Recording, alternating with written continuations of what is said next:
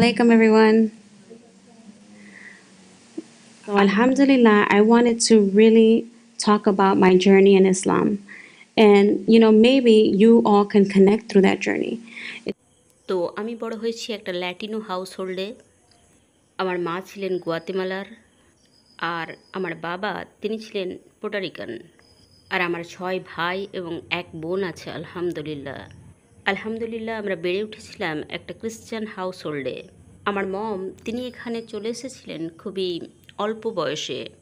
আর আমার বাবা দুর্ভাগ্যবশত আমাদেরকে ত্যাগ করে চলে গিয়েছিলেন যখন আমার বয়স 5 বছর।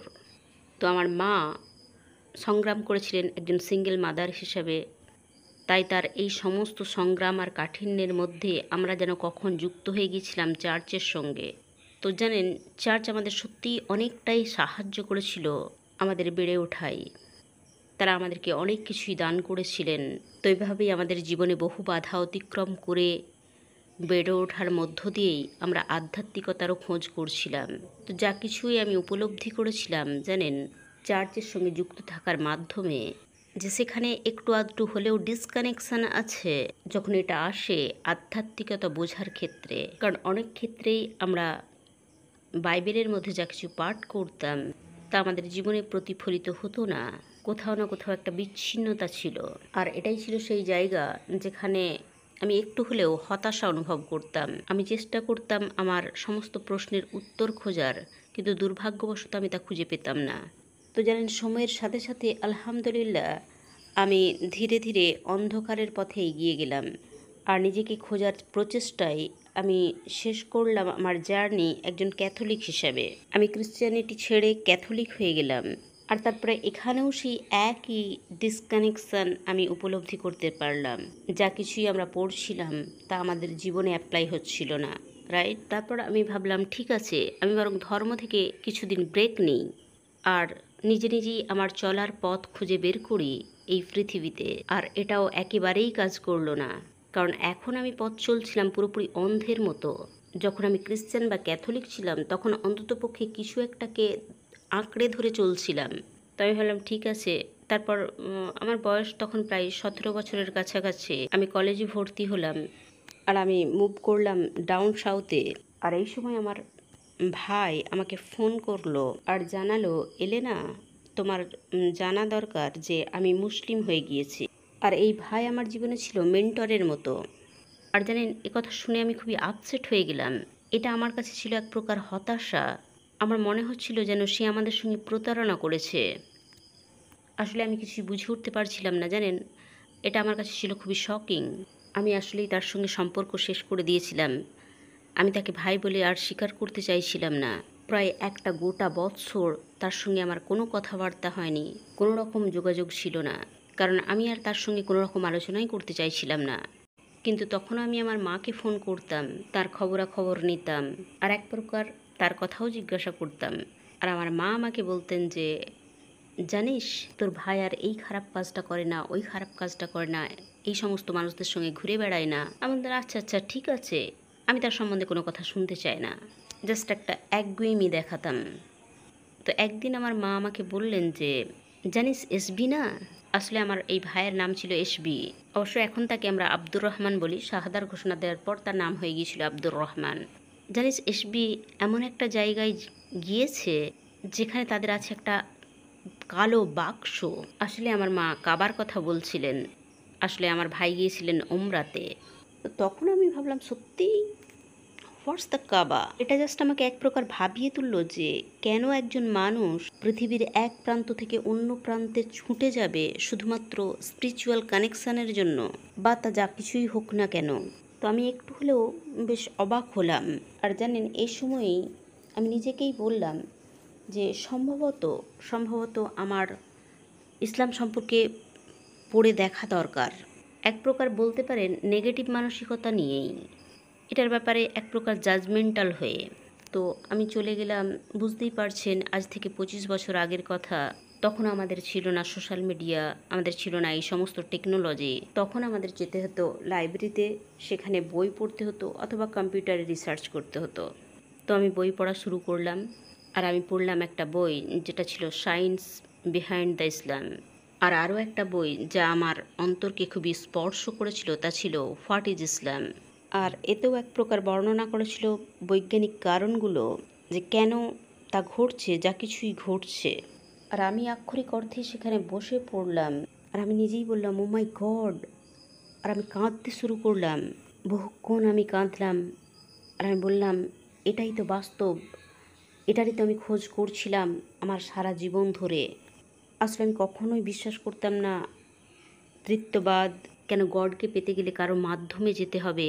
আসলে আমি সবসময় চাইতাম আমি একাকী, কোনো মাধ্যম ছাড়াই গডের সঙ্গে একাত্ম হতে। আর এটাই ছিল সেই বিষয় যা আমাকে সত্যিই স্পর্শ করেছিল। যখন যখন আমি সিদ্ধান্ত নিয়েছিলাম এই পদক্ষেপ নেওয়ার, বাস্তবটা হলো বেশিরভাগ চার্চই কখনোই আমাদেরকে ব্যাখ্যা করে বোঝায় না। আর চার্চের অধিকর্তারা ভাবেন একমাত্র তারাই গডের সঙ্গে কানেক্টেড হতে পারেন, আর আমরা শুধুমাত্র তাদের মাধ্যমে সানডেতে তাদের সঙ্গে গিয়ে কথা বলে একমাত্র যোগাযোগ করতে পারি গডের সঙ্গে। আর এখানে ইসলামে আছে আত্মনির্ভরতা। আপনি আল্লাহ সুবহানাহু তাআলার সঙ্গে সংযোগ স্থাপন করতে পারেন যেখান থেকে খুশি, আপনি নামাজ পড়তে পারেন যেখানে খুশি। জানেন, এটা ছিল আমার কাছে এক প্রকার স্বাধীনতা। এটা আমাকে করেছিল আধ্যাত্মিকভাবে স্বাধীন আর কানেক্টেড টু গড, যেখানেই আমি থাকি না কেন। আর আমার মনে হলো ও মাই গুডনেস, সত্যি, ইজ দিস রিয়েলি, কীভাবে এটা হতে পারে। আর তাই আলহামদুলিল্লাহ, জানেন, আমার 18 বছর বয়সে আমি সিদ্ধান্ত নিলাম আমি আমার শাহাদার ঘোষণা দেব। আর অনেস্টলি এটা ছিল the greatest day of my life. জানেন, ধীরে ধীরে আমি চলে যাচ্ছিলাম অন্ধকার পথে, আর এটা আমাকে আবারও নতুন করে জীবনের দিকে ফিরিয়ে এনেছিল। সত্যি কথা বলতে কি, 25 বছর পর এখন যখন আমি পিছনের দিকে তাকাই, তখন ভাবি যে জানি না আমি কোথায় গিয়ে শেষ করতাম যদি আমি এই সিদ্ধান্ত না নিতাম। আলহামদুলিল্লাহ। আর এটা সবটাই ছিল আমার ভাইয়ের দাওয়াতের ফসল। যাই হোক, আমার শাহাদার ঘোষণা দেওয়ার পর আমার ইসলামের জার্নি শুরু হলো। কারণ আমার শাহাদার ঘোষণা দেওয়ার 3 মাস পরেই এলো রমজান। তো আমি ভাবলাম ওকে ঠিক আছে, আসলে আমি এমন ধরনের ব্যক্তি, যখন আমি কোনো কিছু করার ইচ্ছে করি তখন আমি তা পুরোপুরি রূপে করি, আমি তা করি 110%। আর তাই যেই দেখলাম যে রমজান মাস আসছে, আমি আরও বইপত্র অর্ডার করলাম, আমি এ সম্বন্ধে পড়াশোনা শুরু করলাম, আমি আরও স্টাডি করতে লাগলাম নানান বইপত্র। আর যেমনটা আমি আগেই বলেছি যে এই সময় আমি বাস করছিলাম ডাউন সাউথে, আমি বাস করছিলাম খুবই গ্রাম্য এলাকায়, সেখানে কোনো মসজিদ ছিল না, সেখানে কোনো মুসলিম পরিবার ছিল না, কোনো মুসলিম ছিল না। তাই আমাকে জাস্ট এগুলো সব নিজে নিজেই শিখতে হয়েছিল। তো আমি রমজান সম্বন্ধে পড়াশোনা শুরু করলাম। আর একটা বিষয় যা আমার মনোযোগ কাড়লো তা হলো যে কমিউনিটি, অর্থাৎ কমিউনিটির সঙ্গে যুক্ত থাকা, পরিবারের সঙ্গে যুক্ত থাকা, একসঙ্গে খাওয়া দাওয়া করা, একসঙ্গে ইফতার ও সেহরি এনজয় করা। এটা ছিল এমন বিষয়, সত্যি আমি খুবই এক্সাইটেড ছিলাম এর সঙ্গে যুক্ত হওয়ার জন্য, এর অংশ হওয়ার জন্য।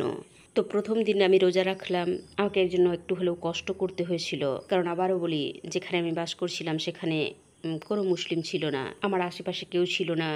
আর জানি নামাজের ওয়াক্তগুলো কখন আসছে, তো আমি কি করেছিলাম, প্রিন্ট আউট করে রেখেছিলাম প্রত্যেকটা নামাজের ওয়াক্ত, আর সেটা আমি আমার ফ্রিজের উপর ছিটিয়ে রেখেছিলাম। তো যখনই যে ওয়াক্ত আসতো সেই ওয়াক্তের নামাজ পড়তাম আর সেখানে ক্রস চিহ্ন দিতাম, আর মনে মনে ঠিক করে নিতাম ঠিক আছে এই নামাজটা এই সময়ে হবে। তো এইভাবে আমার দৈনন্দিন চার্ট তৈরি করে নিয়েছিলাম। যাই হোক, যখন তৃতীয় দিন কাটলো, আমার মনে হতে লাগলো যেন একই জিনিসের পুনরাবৃত্তি ঘটছে। তো আমি অনুভব করতে শুরু করলাম এক ধরনের সেন্স অফ স্যাডনেস, লোনলিনেস। আর অবশেষে এটা আমাকে এতটাই আহত করছিল যে আমার মনে হচ্ছিল প্রয়োজনীয় যা কিছুই আমি পড়েছি সেগুলো আমি ঠিক অনুভব করতে পারছি না। জানি প্রত্যেকের অভিজ্ঞতা হয় ভিন্ন, অবশ্যই এটা অত্যাবশ্যক নয় যে আমি যে অনুভূতির মধ্য দিয়ে গিয়েছি অন্যরাও এই অনুভূতির মধ্য দিয়েই যাবে। প্রত্যেকেই তাদের অভিজ্ঞতা নিজের নিজের মতো করে অর্জন করে থাকে, রাইট? আলহামদুলিল্লাহ, পঞ্চম দিনে আমি পুরোপুরি রূপে ভেঙে পড়লাম। I am going to be honest, আমি সেখানে বসে পড়লাম আর কাঁদতে শুরু করলাম। আমি কাঁদছিলাম আর সেজদায় পড়েছিলাম। এটা তেমনটা নয় যেমনভাবে আমি রমজান পালন করতে চাই। আমার মনে হচ্ছিল যে আমার থাকবে ফ্যামিলি, ফ্রেন্ডস। আর জানেন, যত সময় এগিয়ে যেতে লাগলো আমি দেখলাম যে আমি আরও বেশি বেশি আল্লাহর সঙ্গে নিজেকে কানেক্ট করতে পারছি। তো এটা সত্যিই ছিল আল্লাহর প্ল্যান। আর দিন শেষে আমি যেটা বুঝতে পারলাম তা ছিল যে তিনি আল্লাহ সুবহানাহু তাআলা এই সময়টাকে এমনভাবেই ডিজাইন করেছিলেন যাতে করে আমি তাঁর সঙ্গে কানেক্টেড হতে পারি। আর দ্বিতীয় তৃতীয় সপ্তাহে আল্লাহ সুবহানাহু তাআলা তিনি আমার বেস্ট ফ্রেন্ড হয়ে গেলেন। তিনিই হয়ে গেলেন আমার কনফিডেন্ট, তিনিই হয়ে গেলেন আমার কাউন্সিলর। আর ধীরে ধীরে আমি অনুভব করতে পারলাম মানুষদের সাথে যুক্ত হওয়ার যে আকাঙ্ক্ষা আমার ছিল তা থেকে আমি বিচ্ছিন্ন হয়ে যাচ্ছি। আর চতুর্থ সপ্তাহে আমি অনেক অনেক শান্তি অনুভব করছিলাম আমার জীবনে। আমি অনুভব করছিলাম অনেক প্রশান্তি। আর এটার কারণ ছিল, এটা ছিল এক ধরনের আধ্যাত্মিক পরিশুদ্ধতা, যার সম্বন্ধে এর আগে আমার জানা ছিল না। আমি কখনোই তা গ্রহণ করিনি। এর আগেও কখনো সখনো আমি রোজার মতো করে অনাহারে থেকেছি, কিন্তু আমি কখনোই বুঝতে পারিনি এই অনাহারের অর্থ কী। And there was so much connected to it. আমি এর আগেও গডের সঙ্গে সম্পর্ক গড়ার চেষ্টা করেছি, কিন্তু তখন আমাকে ঠিকঠাক করে বোঝানো হয়নি যে আমাকে ঠিক কী করতে হবে। এটা বেশিরভাগ ক্ষেত্রেই ছিল মানুষের সঙ্গে সম্পর্ক স্থাপন করো, তাদেরকে ভালোবাসো, পৃষ্ঠদের সঙ্গে সম্পর্ক স্থাপন করো। আর যখন আমি এই সমস্ত কিছুর থেকে ফিরে একমাত্র শুধুমাত্র আল্লাহ সুবহানাহু তাআলার দিকে ফোকাস করলাম, তখন আমি ফিল করতে পারলাম পরিপূর্ণ বিচ্ছিন্নতা মানুষের সঙ্গে। আর আমি নিজেই বলে উঠলাম, ও মাই গড, আমি তো আধ্যাত্মিকভাবে স্বাধীন। আর এটা ছিল সম্ভবত the best feeling in the world. আর এটা আমাকে জানিয়ে দিয়েছিল যে আমি কে। এটা আমাকে এমন ব্যক্তিতে পরিণত করেছিল, আমার মনে হয়েছিল এই রমজান হলো আমার রিসেট বটন।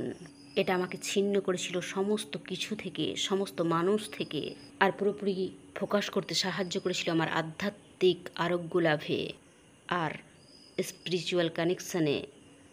এখানে সত্যিই আছে খুবই গূঢ়তম জ্ঞান এই রোজা রাখার পেছনে, রাইট? আমাদের বহু কামনা বাসনা আমরা এর মধ্য দিয়ে ছাড়তে পারি, রাইট?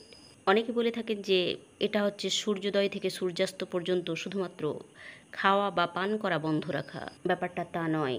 এর মধ্যে আমরা নিয়ন্ত্রণ করি আমাদের সমস্ত ধরনের আকাঙ্ক্ষাকে। এছাড়াও এই রোজা আমাদেরকে এমপ্যাথাইজ করতে শেখায় ওই সমস্ত মানুষদের সঙ্গে যারা খেতে পায় না। এটা আমাদের স্মরণ করিয়ে দেয় সব সময় যে যে খাবার আমরা অতি সহজেই পেয়ে যাচ্ছি তা অনেকেরই মুখে ওঠে না। আর যে প্রধান বিষয়টা আমি রমজান থেকে শিখেছিলাম তাহলে আমাদের আছে অনেক বিষয়ে ফ্রি অ্যাক্সেস। আর এখনই আমাদের করা উচিত আভ্যন্তরীণ সংগ্রাম, যা আমার নিজের সঙ্গেই করতে হয়। যাই হোক, এভাবে আমার রমজান কাটলো। তারপর আমি ফিরে গেলাম আমার বাড়িতে ক্লিভল্যান্ডে, আমার পরিবারের কাছে। সুবহানাল্লাহ, আমার পরিবারের প্রত্যেকেই তখন, শুধুমাত্র আমার সেই ভাই ছাড়া, সবাই ক্রিশ্চান। তো আমি এমন এক হাউস হোল্ডে চলে এলাম যেখানে কেউই আমাকে বোঝার ছিল না। জানেন, আমি চেষ্টা করছিলাম তাদেরকে বোঝানোর যে আমি কি বা কেন, তারা কিছুই বুঝছিল না এটার। আর অবশেষে আমি যেটা উপলব্ধি করলাম যে কোনো রকম ব্যাখ্যা দেওয়ার প্রয়োজন নেই। জানেন, প্রফেট সাল্লাল্লাহু আলাইহি ওয়াসাল্লাম তিনি কিভাবে দাওয়াত দিয়েছিলেন, এটা ছিল তার এক্সাম্পলের মাধ্যমে। আর এক্স্যাক্টলি একইভাবে আমার ভাই আমাকে দাওয়াত দিয়েছিল। আমি তার সঙ্গে কথা বলিনি প্রায় 1 বৎসর। আর তার সমস্ত রকম কর্মকাণ্ডের মাধ্যমে, তার আমলের মাধ্যমেই আমি তার সঙ্গে কানেক্টেড হতে পেরেছিলাম। আমি এই ধর্ম সম্বন্ধে আগ্রহী হয়েছিলাম, তারপরে জানতে চেষ্টা করেছিলাম। আর আমার মনে হয়েছিল, ওয়াও, এই ধর্মটা তো দারুণ সুন্দর। আমি মনে করলাম যে আমার কাজই হবে দাওয়াত, যে দেখো এলেনা কী করছে, এটা করছে না, ওটা করছে না, বা এই কাজটা সে মনোযোগ দিয়ে করছে, কিভাবে সে নিজেকে পাল্টে নিয়েছে, কিভাবে সে ভালো ব্যক্তিতে পরিণত হয়েছে। জানেন, এই ছোট্ট ছোট্ট কাজগুলো হয় খুবই প্রভাবশালী। যখন আপনি আপনার শাহাদার ঘোষণা দেন, and I am going to be honest, আপনাকে লক্ষ্য করা হবেই। তারা লক্ষ্য করতে থাকে যে আপনি একটা ভুল করবেন, আর তারা একথা বলার সুযোগ পাবে যে দেখো সে মুসলিম হয়ে গেছে আর সে এই করে বেড়াচ্ছে। কিন্তু আসলেই যেটা ঘটে, আপনি তাদেরকে দেখানোর সুযোগ পান আপনি কিভাবে আপনার ধর্ম পালন করছেন, আর আপনি হয়ে ওঠেন একজন মুসলিমের বাস্তব উদাহরণ। তো আমি এখানে আপনাদের এই একটা অ্যাডভাইস দিতে চাই, যারা তাদের পরিবার নিয়ে চিন্তান্বিত তারা জেনে রাখবেন যে দুয়া হলো খুবই শক্তিশালী, আর নামাজ হলো খুবই শক্তিশালী হাতিয়ার যা মানুষকে সাহায্য করে। আর তিনি আল্লাহ সুবহানাহু তাআলা হলেন সমস্ত অন্তরের নিয়ন্ত্রক। আমাদের আসলেই কিছুই করতে হয় না। জানেন, এই কথাটা শিখতে আমার পুরো 1 বৎসর লেগেছিল যে আমি মানুষকে নিয়ন্ত্রণ করতে পারি না, একমাত্র তিনিই পারেন। আমার মাধ্যমে কোনো কিছুই ঘটে না, একমাত্র এটা তাঁরই ইচ্ছা। তারপর অবশেষে জানেন, আমি এবং আমার ভাই আমরা চলে গেলাম অন্য জায়গায়। আমরা দুজনেই ভিন্ন ভিন্ন জায়গায় বাস করছিলাম, কিন্তু আমরা দুজনে ছিলাম একে অপরের সহযোগী। আমরা দুজনেই আমাদের পরিবার নিয়ে কথা বলতাম। আর অবশ্যই আমরা আমাদের পরিবার ত্যাগ করিনি, তাদের সঙ্গে তখনও আমরা সময় কাটাতাম। শুধুমাত্র আমরা এনজয় করতাম না তাদের সঙ্গে তাদের পার্টিকুলার হলিডেজগুলো। যদিও আমরা নিজেদের মধ্যে একটা প্রাচীর তুলে রেখেছিলাম, কিন্তু আমরা তখনও ছিলাম আমাদের পরিবারের প্রতি দায়িত্বশীল। এমনকি আমি আমার মায়ের প্রতি আরও বেশি রেসপেক্টফুল হয়ে গিয়েছিলাম। একজন মুসলিম হিসাবে এটা আমাদের দায়িত্ব, আমাদের কর্তব্য। আমরা সবসময় আমাদের পরিবারকে দিতে চাইতাম একটা সেন্স অফ সাপোর্ট। আর পিতামাতার প্রতি দায়িত্বশীল হওয়া এটা তো আমাদের কর্তব্য। আমরা চাইলেও কখনোই তাদের ঋণ শোধ করতে পারবো না। তো আমি এটাকে নিয়েছিলাম খুবই সিরিয়াসলি। আর এই সমস্ত প্রচেষ্টার মাধ্যমে আমার মা প্রায় এর 6 মাস পর তিনি আমাকে বললেন যে, এলেনা, আমি মুসলিম হতে চাই। And she started crying. She said, You're just an amazing person. আর তিনি কাঁদতে শুরু করলেন আর বললেন, তুমি সত্যি একজন অ্যামেজিং পারসন। আর যেন আমি অনুভব করি যে আমি তোমাদের অংশ হতে চাই। আর জানেন, এটা আমার জন্য ছিল সব কিছু। তিনি তার শাহাদার ঘোষণা দিলেন। আর তার শাহাদার পর আমার বোন, তারপর আমার আরও 2 ভাই। আর আলহামদুলিল্লাহ জানেন, আজ 25 বছর পর আমার পুরো পরিবার মুসলিম হয়ে গিয়েছে। এরপর অন্য আরও একটা স্টোরি আপনাদেরকে আমি শোনাতে চাই। আর তা হলো, আমার ভাই যখন উমরাতে গিয়েছিল, সে উমরাতে গিয়ে 2টি দোয়া করেছিল। আর এই দোয়াগুলোর মধ্যে একটি হলো যে তার ফ্যামিলি যেন মুসলিম হয়ে যায়। আর তার দ্বিতীয় দোয়াটি ছিল, আসলে যে সময় সে তার শাহাদার ঘোষণা দিয়েছিল সে ছিল বিবাহিত, আর তার স্ত্রী তাকে ত্যাগ করার সিদ্ধান্ত নিয়েছিল। সে কোনোভাবেই একজন মুসলিমের সঙ্গে বসবাস করতে চাইছিল না। আর তাদের ছিল 3টি সন্তান সেই সময়ে, যেটা আমার ভাইয়ের জন্য ছিল খুবই হৃদয় বিদারক। জানেন, তাকে সেই মুহূর্তে সিদ্ধান্ত নিতে হয়েছিল, হয় সে নিজেকে বাঁচাবে অথবা তার পরিবারের সঙ্গে জীবন কন্টিনিউ করবে। তো সে ভেবেছিল যে আমি কি করব, যদি আমি আমার পরিবারের সঙ্গে থেকে যাই তাহলে আমি আমার নিজেকে বাঁচাতে পারবো না। I am not good with God. আর তাই সে সিদ্ধান্ত নিল সে শাহাদার ঘোষণা দেবে এবং এই সরল পথের পথিক হয়ে যাবে। তো জানেন, সুবহানাল্লাহ, আমরা সকলেই মুসলিম হয়ে যাবার পর অবশেষে তার ওয়াইফ তিনি বিয়ে করলেন একজন ফিলিস্তিনিকে। আর আমার ভাইয়ের সন্তানেরা আলহামদুলিল্লাহ ইসলামের মধ্যেই বড় হচ্ছে। তো এইভাবে তার সমস্ত দোয়া কবুল হয়ে গিয়েছিল। তো আবারও বলি, দোয়া খুবই শক্তিশালী। তাঁর কাছে প্রার্থনা করতে থাকুন। তিনি সবসময় আমাদের জন্য অপেক্ষা করে থাকেন। আমরা তাকে ত্যাগ করি, তিনি আমাদের ত্যাগ করেন না কখনোই। তো এরপর আমি ভাবতে লাগলাম, জানেন, আমার পরিবার তো মুসলিম হয়ে গেছে, এবার আমাকে সম্প্রদায়ের মধ্যে ঢুকতে হবে। তো আমি ভাবলাম এটা বেশ চ্যালেঞ্জিং যথারীতি। আরও আমি যে বিষয়টা খুঁজে বের করলাম যে বাস্তবটা হলো, আমরা আগে থেকেই ধরে নিই যে আমাদেরকে অ্যাকসেপ্ট করা হবে না, রাইট? আমরা অটোমেটিক্যালি নিজেদেরকে ভেবে নিই যে আমরা আউটসাইডার, কিন্তু বাস্তবে কি এটা সত্য নয়? কারণ শাহাদাটা খুবই পাওয়ারফুল। আর আমাদের জাস্ট যেটা উপলব্ধি করা প্রয়োজন তা হলো, এক মুহূর্তেই আমরা পেয়ে গেছি billions of brothers and sisters. আপনি পৃথিবীর যে প্রান্তেই চলে যান না কেন আমার ইসলামের বোনেরা, আর যদি দেখেন কোনো হিজাবিকে, আপনি বেশ স্বস্তি বোধ করেন, তাই না? এটাই জাস্ট আমাদের কাছে অত্যন্ত স্বাভাবিক, তাই নয় কি? তো আমি খুঁজে বের করার চেষ্টা করছিলাম যে কিভাবে আমি যুক্ত হতে পারি ভিন্ন ভিন্ন ধরনের কমিউনিটির সঙ্গে। আমি জাস্ট প্রকৃতিগতভাবেই তাদের সবার কাছে হেঁটে যেতাম আর বলতাম, আসসালামু আলাইকুম, আমার নাম এলেনা আর আমি একজন ল্যাটিনা। তো এটাই আমি করতাম প্রত্যেক কমিউনিটির কাছে গিয়ে। আমি সেই কমিউনিটির মানুষদের কাছে চলে যেতাম, তাদের সঙ্গে হ্যান্ডশেক করতাম। আর এটাই এক প্রকার আমার সেই অনুভূতির বাধাটাকে ভেঙে দিয়েছিল যে আমি একজন আউটসাইডার। আর কখনো কখনো আর আমি একথা বলে থাকি যে সবসময় প্রশ্ন জিজ্ঞাসা করবে, কারণ যখন আমরা কোনো বিষয় সম্বন্ধে কোনো কিছু ভেবে নিই তার মানে এই নয় যে সেটা সেরকমই হবে। তো আমার প্রধান লক্ষ্য যেটা ছিল, আমি জাস্ট আমার নিজের দিক থেকে চেষ্টা করে যাব। ইসলামে কখনোই অপরকে পরিবর্তন করতে যাওয়া হয় না, এখানে শুধুমাত্র নিজের উন্নতি সাধন করা হয়, আর এটাই অপরকে সঠিক পথের দিকে টেনে আনে। আমরা যা কিছুই করি, জানেন, অনেক মানুষই বলে থাকেন যে ইসলাম খুবই কঠিন। না, মোটেও তা নয়। আল্লাহ সুবহানাহু ওয়া তাআলা আমাদেরকে এমন সব হাতিয়ার দিয়ে রেখেছেন যা আমাদের পথকে সহজ করে দেয়। জানেন, আলহামদুলিল্লাহ, এই সমস্ত কথা আপনাদের স্মরণ করিয়ে দিয়ে এবং আমার নিজেকেও স্মরণ করিয়ে দিয়ে আমি যেটা চাই তা হলো ইসলামে আমাদের নিজেদেরকে শিক্ষিত করে তুলতে।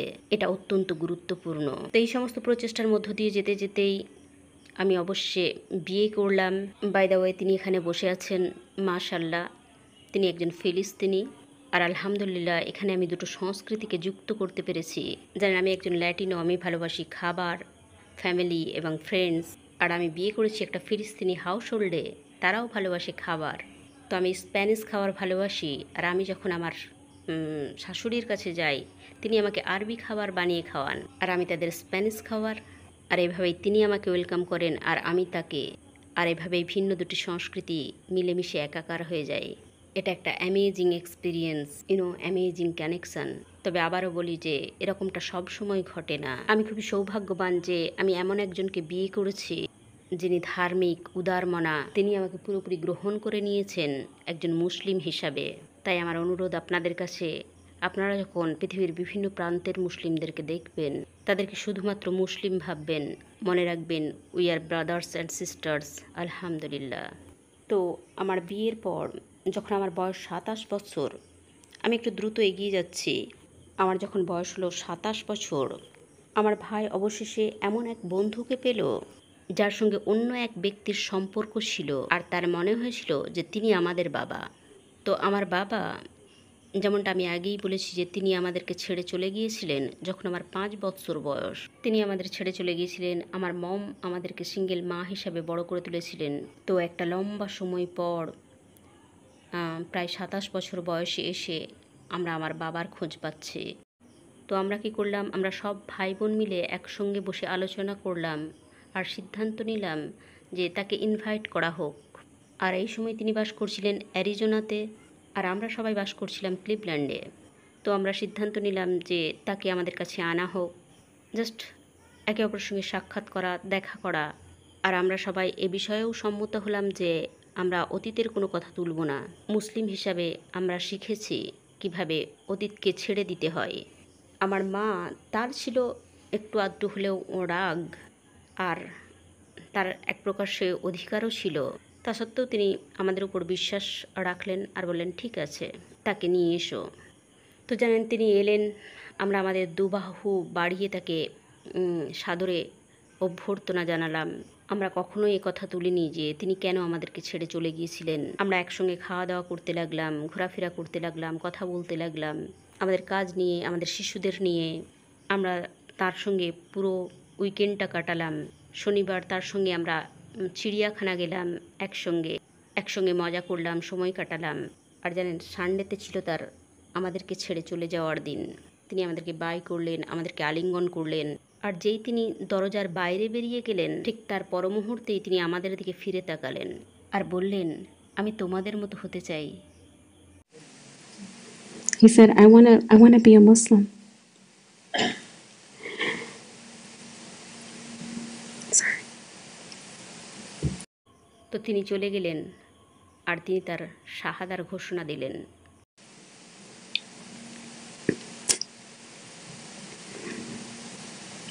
And জানেন, এটা অনেক রকমভাবেই হতে পারতো যে আমরা তার প্রতি দুঃখ প্রকাশ করতাম, তাকে 2-4টি কথা শুনিয়ে দিতাম।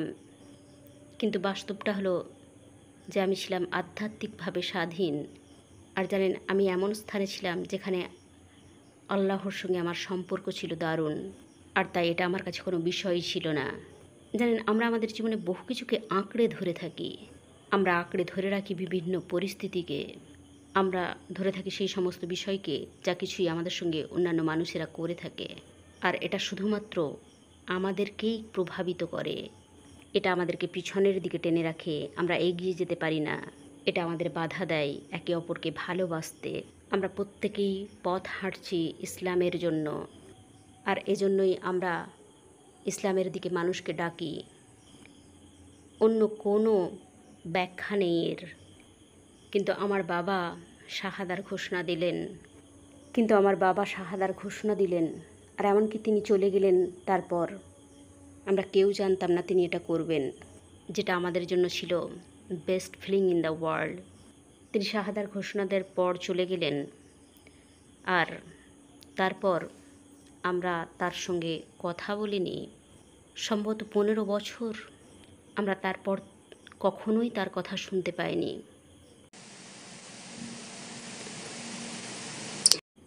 আর তারপর এই গত অক্টোবরে আমরা একটা ফোন কল পেলাম যে আমার বাবা মারা গিয়েছেন।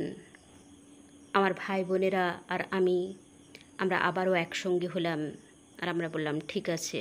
তিনি শাহাদার ঘোষণা দিয়েছিলেন, আর তিনি একজন মুসলিম। এখন মনে রাখবেন যে আমার মা ছিলেন একজন সিঙ্গেল চাইল্ড। তার ছিল না কোনো ভাই, কোনো বোন। তিনি ছিলেন একজন অভিবাসী। তিনি এখানে ছিলেন পুরোপুরি একাকী। আমি বড় হয়েছি একাকী আমার ভাই বোনেদের সাথে, আর কেউ ছিল না। আর আমি কখনোই জানতে পারিনি আমার বাবার সাইডের ফ্যামিলি মেম্বারদের। তো আমরা যখন দেখলাম যে তিনি মারা গিয়েছেন, আমরা একসঙ্গে বসলাম আর পরামর্শ করলাম যে তাকে তার অধিকার দেওয়া উচিত। একজন মুসলিম হিসাবে আমরা তার দাফন কাফনের ব্যবস্থা করব ইসলামিক মতে, কারণ তিনি আমাদের বাবা। তো আমরা সবাই সেখানে প্লেনে করে চলে গেলাম। আর জানেন, সেখানে যখন আমরা পৌঁছালাম, সেখানে অবশেষে আমরা পেয়ে গেলাম 17 জন আঙ্কেল এবং আন্টিকে। আমার বাবা তিনি অ্যারিজোনাতে বাস করছিলেন, আর শেষের দিকে তিনি নিজে ভালো অনুভব করছিলেন না, তাই তিনি চলে গিয়েছিলেন তার ভাই বোনেদের কাছে। তো সেখানে আমরা পুরো পরিবার একসঙ্গে হয়ে গেলাম। আর মজার বিষয় যেটা ছিল জানেন, আমাদের পরিবারের বেশিরভাগ মানুষ ছিলেন pastor. So half of the family were all pastors. তো আমরা বসেছিলাম সেই জমায়েতে, আর আমরা তাদেরকে বলছিলাম যে আমরা আমার বাবার দাফন কাফন করতে চাই ইসলামিক মতে, এটাই তার অধিকার। আর তারা বললেন না, সে কখনোই আমাদেরকে এই ধরনের কোনো ইঙ্গিত দেয়নি যে সে মুসলিম হয়ে গিয়েছিল। তো যখন আমরা সেখানে বসেছিলাম, আমরা একটা হতাশা অনুভব করছিলাম। ভাবছিলাম ও মাই গুডনেস, এখন কি হবে? তিনি তো শাহাদার ঘোষণা দিয়েছিলেন, আমরা জানি। তো যখন আমরা সেখানে বসে এই সব চিন্তাভাবনা করছি, সুবহানাল্লাহ, একজন ব্যক্তি ঢুকলেন হুইল চেয়ারে। তিনি দরজা ঠেলে ঢুকলেন আর বললেন, আসসালামু আলাইকুম। আমি আর আমার ভাই বোনেরা সবাই তার দিকে তাকালাম আর বললাম, ওয়ালাইকুম আসসালাম। সে সম্পর্কে আমার একজন ভাইপো, আর সে আমার বাবার সঙ্গে থাকতো। আর আমার বাবার শাহাদার সময় সে তার সঙ্গে মসজিদে গিয়েছিল। আল্লাহু আকবার। আমি এবং আমার ভাই বোনেরা সবাই আমরা কাঁদতে শুরু করলাম। সুবহানাল্লাহ, আমরা এই কাজটা করিনি, এটা আল্লাহ করে দিলেন। তো তারপর তাদের কাছে আর কোনো চয়েস রইল না। তারা আমার বাবাকে আমাদের হাতে তুলে দিলেন, আর অবশ্যই ইসলামিক মতে আমরা তার দাফন কাফন করলাম আলহামদুলিল্লাহ। আর এটা সত্যি সত্যি আল্লাহর বিশেষ রহমত যে তিনি আমাদেরকে এই অধিকারটা দান করেছিলেন। সো অনেস্টলি একটা বড় বিষয় যা আমি আপনাদেরকে বলতে চাই, আপনাদের সবাইকে, এটা একটা ম্যারাথন। যখন আপনি এই পদক্ষেপ নেবেন, আপনি ধীরে ধীরে হাঁটতে শুরু করুন। প্রথমত আপনি শুরু করুন সঠিক নিয়েতে। জানেন, সত্যি নিয়েতের এক বড় ভূমিকা আছে আমাদের জীবনে। যখনই যা কিছুই আপনি করেন না কেন, আপনি নিয়ত করুন যে আপনি এটা আল্লাহর জন্যই করছেন। যদি আমি মসজিদে যাই, আমি নিয়ত করব এটা আমি আল্লাহর জন্য করছি। যা কিছুই আপনি করবেন, আল্লাহ আপনাকে ধীরে ধীরে গাইড করবে। জানেন, একমাত্র তিনিই আমাদের হিদায়াত দিতে পারেন। তিনি আপনার জন্য বহু দরজা খুলে দেবেন। সো আলহামদুলিল্লাহ, আমি এখন বাস করছি স্যাক্রামেন্টোতে। I am the charitable Eid director of Al Misbah. A non profit organization, যেটা সার্ভিস দেয় প্রায় 12,000 রিফিউজিকে। আমরা সাহায্য করি রিফিউজিদের রিসেটেলড হতে। আর আমার আছে এক অ্যামেজিং ফ্যামিলি। দেখুন, আমি ছিলাম এমন একজন যার কেউ ছিল না, আর আল্লাহ এখন এনে দিয়েছেন সব অ্যামেজিং মানুষদের আমার কাছে। Like even you all, you guys are amazing to be a part of and to be here. So, Jazakumullah khairan for everything. I really appreciate you all.